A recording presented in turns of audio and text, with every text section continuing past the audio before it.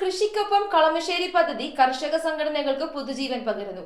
കളമശ്ശേരി മണ്ഡലത്തെ കാർഷിക ഉൽപാദനത്തിൽ സ്വയം പര്യാപ്തമാക്കി കർഷകരുടെ വരുമാനം വർദ്ധിപ്പിക്കുക എന്ന ലക്ഷ്യത്തോടെ വെളിയത്തുനാട് സർവീസ് സഹകരണ ബാങ്കിന്റെ ആഭിമുഖ്യത്തിൽ കൂൺ കർഷക സംഗമം സംഘടിപ്പിച്ചു.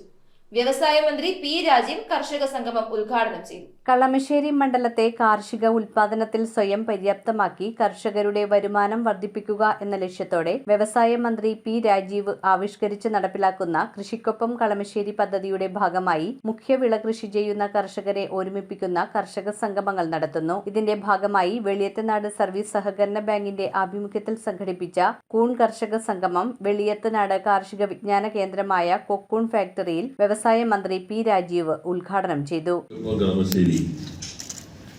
ലക്ഷ്യത്തിലേക്ക് പതുക്കെ അടുത്തുകൊണ്ടിരിക്കുകയാണ്. ലക്ഷ്യം കുറെ കൂടി ദൂരമുള്ളതാണ്, എന്നാൽ നമ്മൾ പതുക്കെ ഒന്നിച്ച് അടുത്തുകൊണ്ടിരിക്കുന്നു.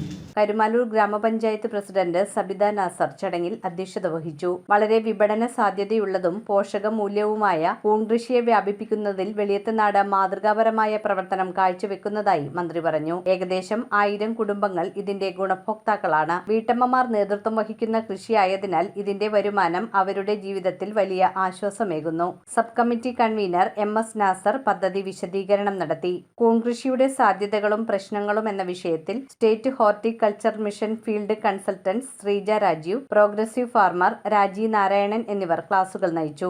മുൻ പ്രസിഡന്റ് SP ജയരാജ്, പഞ്ചായത്ത് അംഗങ്ങളായ KS മോഹനൻകുമാർ, ജോർജ് മേനാച്ചേരി, റംല ലത്തീഫ്, കൂൺ committee convener Anilkumar, nodal officer Geethachandran, കൃഷി officer Elsa Gails, ATMA BTM Nishil, service സഹകരണ bank president MK Jayachandran, sub committee അംഗം ജോഷി എന്നിവർ സംസാരിച്ചു.